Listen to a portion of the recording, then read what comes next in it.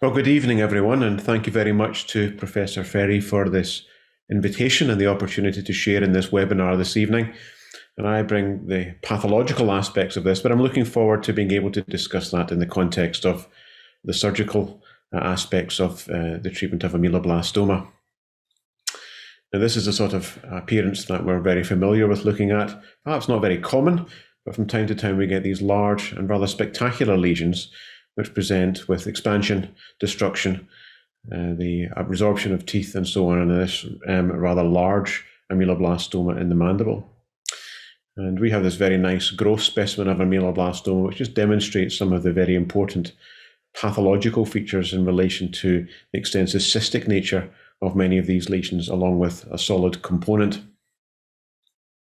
The histogenesis of ameloblastoma has been well rehearsed, and we know quite a lot about how these lesions arise from elements of the remnant of the tooth-forming tissues.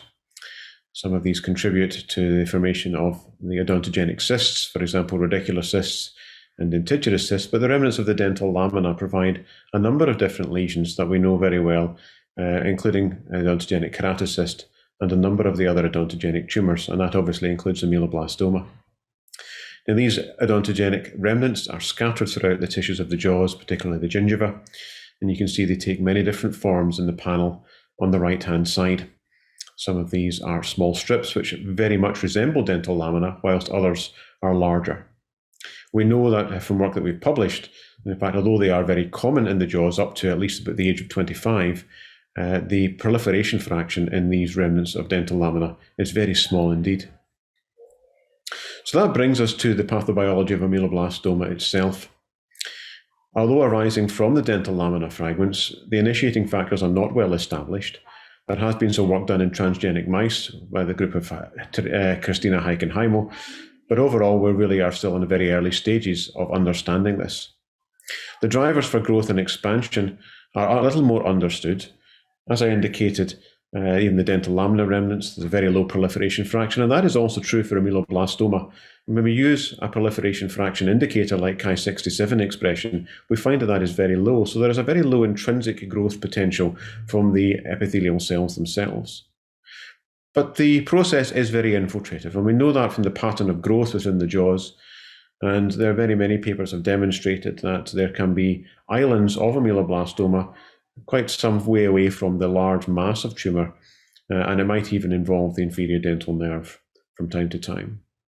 However, much of the expansion in ameloblastomas is driven by the accumulation of cyst fluid, and they have that in common with many of the odontogenic cysts. So the current paradigm that we largely work on in ameloblastoma is that the diagnosis and therefore the treatment plan is based on a combination of clinical, radiological and pathological features.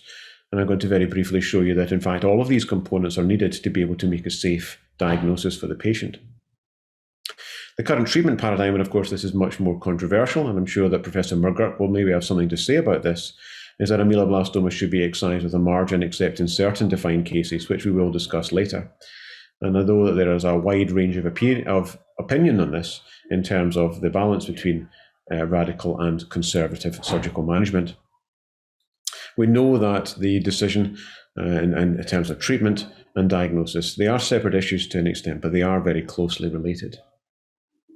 So the clinical features, very briefly, we know that this is a relatively rare tumour in the overall paradigm of human tumours, tends to occur in patients of the ages of 30 to 50 without a gender predilection, and the vast majority of them are at the angle of the mandible.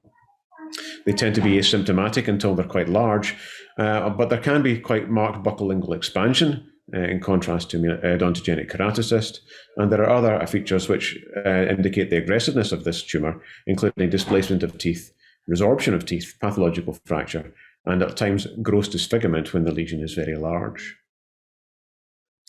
The radiological features, and again I preface this by saying that I am not a radiologist, but we know these features very well, and as a pathologist I look at the radiographic features of all of the odontogenic tumours which I diagnose. And these are largely well-defined radiolucencies. They can be unilocular or multilocular, and they may well involve unerupted teeth. Tooth displacement and or resorption is very common, and you can see in the radiograph which is presented that there is displacement of the third molar tooth and also quite marked root resorption through to the premolar teeth. There is often downward displacement of the inferior dental nerve, indicating that this is a slowly growing process, and then marked buccolingual expansion.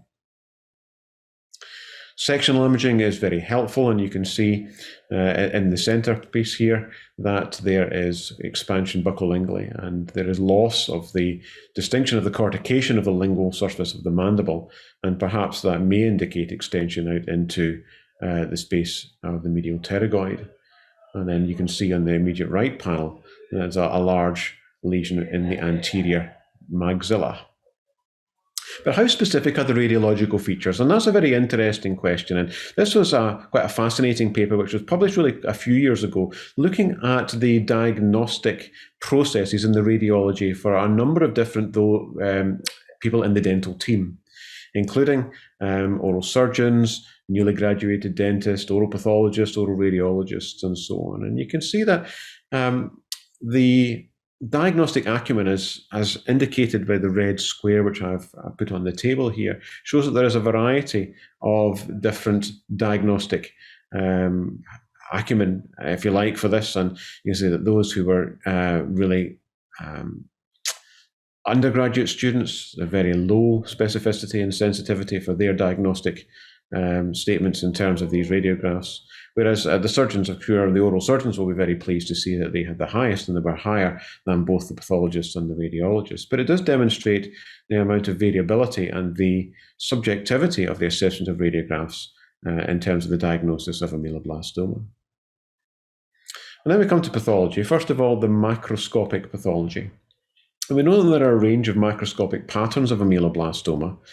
The classic type, which we most often see, is the multicystic, the so-called solid multicystic ameloblastoma, as it was termed in the 2005 WHO classification. But then there are a number of lesions which have been described in the family of unicystic ameloblastoma, some of which are solid multicystic ameloblastomas with a large dominant cyst, and they may all have mural islands of ameloblastoma, as you can see in the picture here. And there are another couple of types of true unicystic ameloblastoma where there is a single cystic lesion, just either with the luminal proliferation or those which have an intraluminal plexiform ameloblastoma process extending into the lumen of the unicystic ameloblastoma. And we'll come back and talk a little bit more about what these patterns mean in terms of our understanding of how these might behave. But these are the classic types grossly, and we can see them when we have a look at the excision pathology. The one thing which is very useful to point out now is the fact that it's good to remember that unicystic ameloblastoma, indeed true unicystic ameloblastoma, is not something that you can make a diagnosis of on a biopsy, because it requires the examination of the whole specimen to make sure that there are no mural islands, which would then bring it as to be part of the more conventional ameloblastoma. And it's a very important thing to remember as we go through the rest of this presentation. So here's sections of ameloblastoma, and you can see the combination of a number of different features. There is a solid component. There is a cystic component, and in fact, it looks as if there is a little bit of a plexiform component extending into the lumen of this, but this is a solid multicystic ameloblastoma. From the histological point of view, there are two main forms which have been described.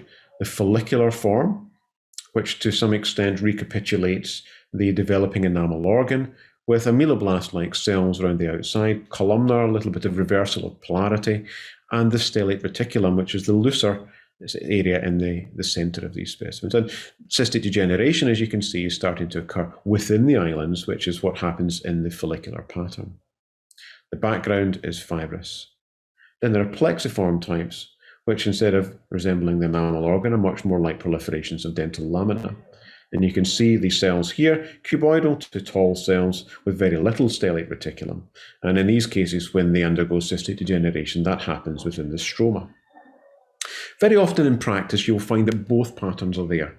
You will see areas of both follicular and plexiform. So when we talk about a tumour being one or the other, we are referring really to the dominant type which is present. The cystic areas in them can be more difficult, particularly if you get them in a biopsy, and I'm going to come back to this in a little while.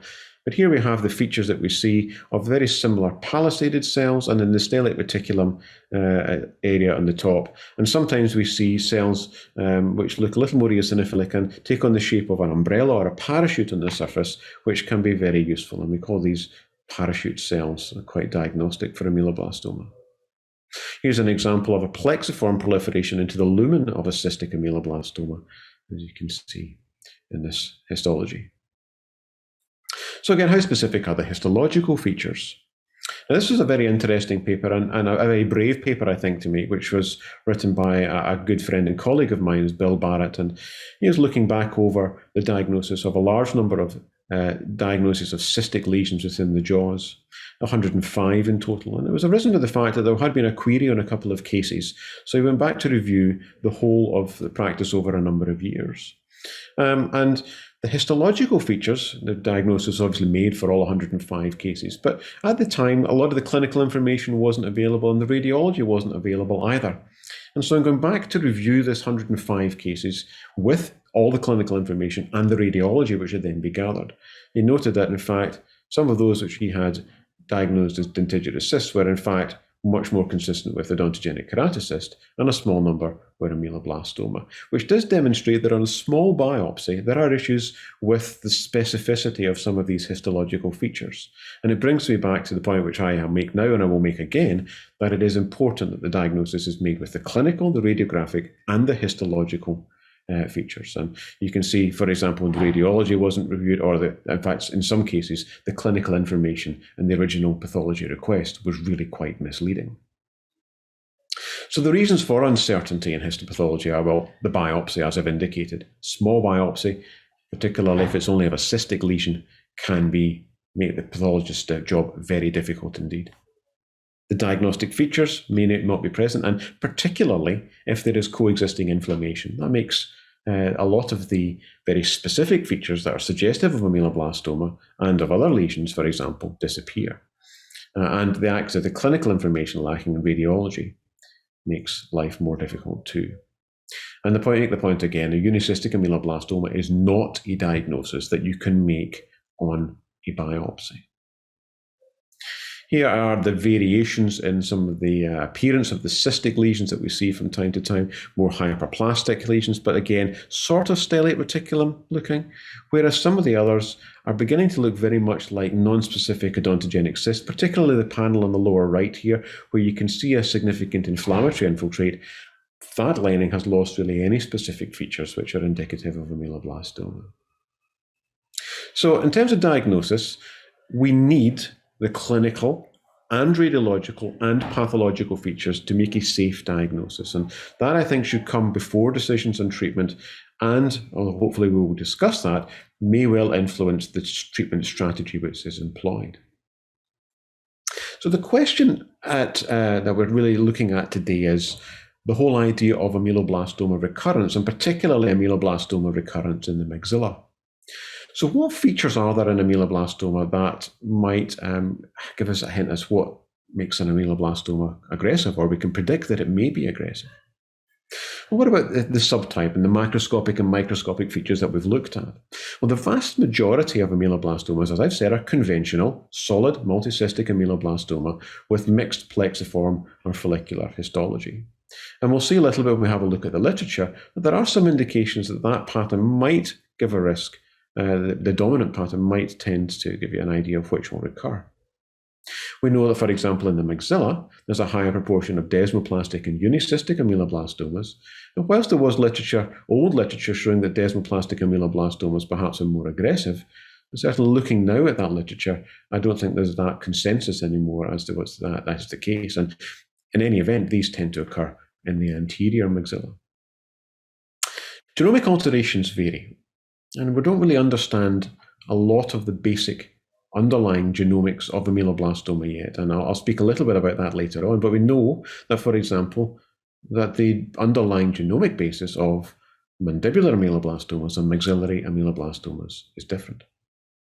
And then, of course, in relation to the comparison of the mandible and the maxilla, there are variations in anatomy and surgical anatomy, and that may well play a large part in terms of the risk of recurrence. So we're back at our growth patterns again in terms of this whole idea of unicystic ameloblastoma and the variants of conventional or solid multicystic ameloblastoma. We have to be very careful, I think, when approaching this literature. We did a survey for a little while ago, which was published in Frontiers, looking at malignant odontogenic tumours, and we found accessing that literature and appraising that literature to be very difficult. And in very many cases, we thought we were just comparing apples with pears. It was very difficult to find a base to make valid comparisons between studies. However, we know that for conventional ameloblastoma, there is no level 1, there is no randomized controlled clinical trial evidence for that. There are very many published series. There is some good evidence out there, largely from level 2 cohort studies. There are some case control studies, but the vast majority of the literature on conventional ameloblastoma and the features which relate to recurrence for that are from case series, which is level 4 evidence. So, for example, when you have a look at the case review by Almeida et al., looking at various features in the recurrence of conventional ameloblastoma, we saw that there was a difference between what they termed radical and conservative treatment. And of course, this is another point where you have to beware of the literature, because quite often what is meant by radical treatment and conservative treatment is never really adequately outlined. And you can see here that in terms of conservative treatment, the recurrence was higher, and there's also some data there in terms of segmental and marginal resections. The thing which was a little disappointing in this large study was that there was no reassessment in relation to the histological pattern of these cases.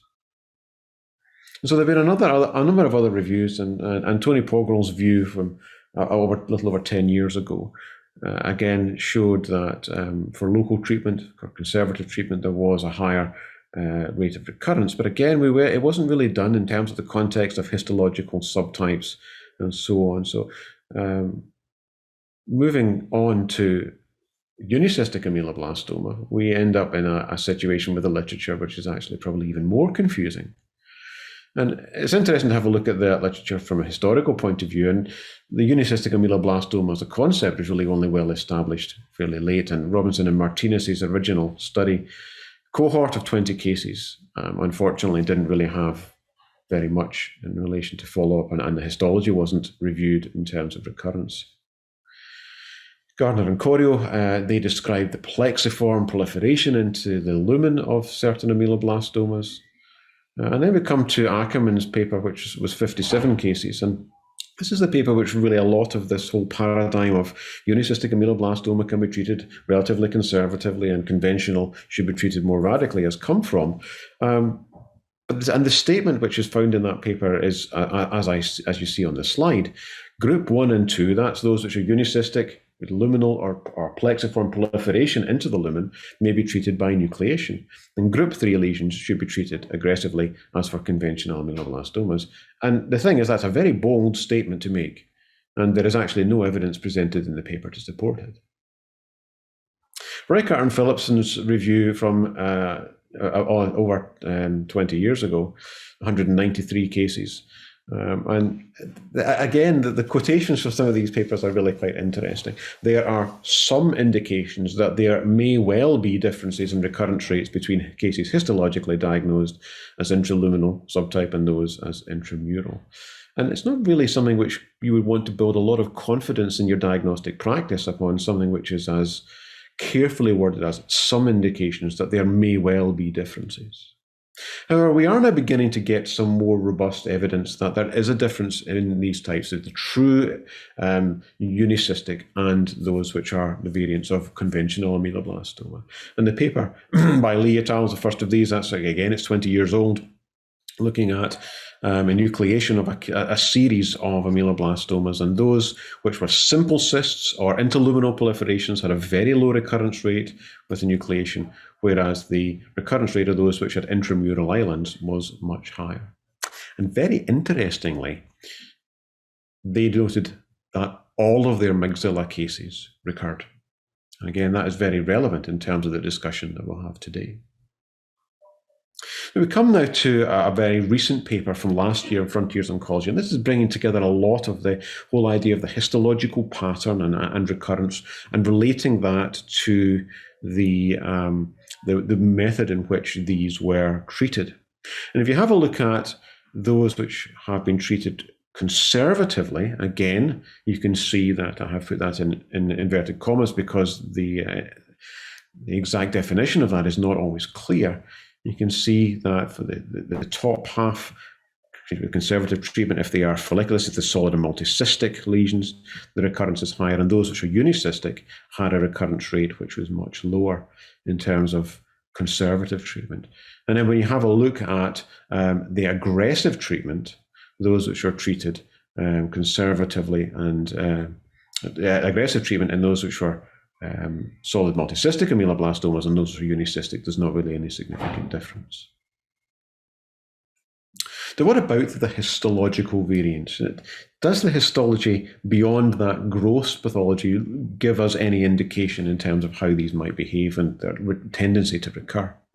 Well, this is an area which is notoriously challenging, and there are certain things that we are looking for in the histology. And we're looking for more basaloid or solid appearing areas. And that means we're not getting that distinction of the follicular islands, but nor is it just plexiform strips of ameloblastoma. It's more solid proliferations of the basal ameloblastoma-like cells from around the outside of the islands. If there's crowding and overlapping, nuclear and cellular pleomorphism, and basal cell budding in the point of interaction with the underlying connective tissue. Now, these are relatively common features focally in many ameloblastomas, and we do tend to see them with an increased frequency when we're looking at maxillary ameloblastomas. Now, I'm setting that against the four features which are at the bottom here: abnormal mitosis, necrosis, areas of dedifferentiation, and metastasis. Now, these are features of malignancy. And so we're not really talking, once we see that, we're into the ballpark of calling them ameloblastic carcinoma or other odontogenic carcinomas. But there can be a real problem in these four features, the top features here, in relation to how we understand what they're going to tell us about how that ameloblastoma might behave. And one of the confounders that is present is the difference in seeing these features in mandibular and maxillary ameloblastomas. We know that these features tend to occur more often in maxillary ameloblastomas, and that might be related to the biology, which I'm going to talk about in a minute. But we tend to be much more forgiving in terms of saying that, well, this is not an indication of malignancy, this is just the way that maxillary ameloblastomas are. But they may tend to give a higher recurrence rate, although the literature, as I'll show you, perhaps does not really support that. Inflammation is a problem. It's always a problem, for example, if there's been a previous biopsy. Inflammation in these tumours tends to reduce their specific features and can make it difficult. And then there's the whole idea of in situ change. We're very comfortable with that concept in a pleomorphic adenoma, where it's an encapsulated, circumscribed tumour, and then there are cytological changes in that. How do you assess that if you find these features in the middle of an ameloblastoma, but it's an infiltrative lesion? And we really don't know the answer to that question. So this is the sort of histology that we see: crowding, overlapping, pleomorphism, and so on. Really no hint at all, other than perhaps here, of a little bit of stellate reticulum. So when we start having a look at the literature in relation to the histology, and Reichart and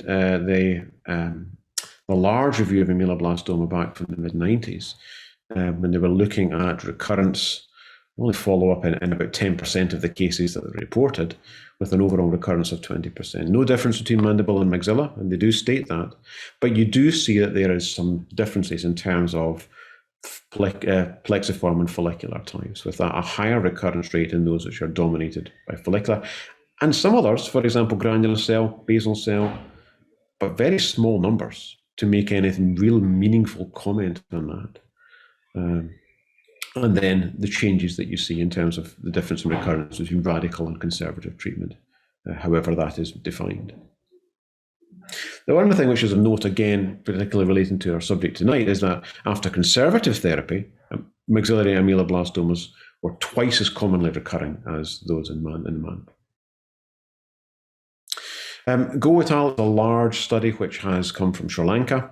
Again, having a look at patterns of recurrence, very little difference between conservative and radical treatment. But they did find that there were certain histological subtypes were much more likely to recur.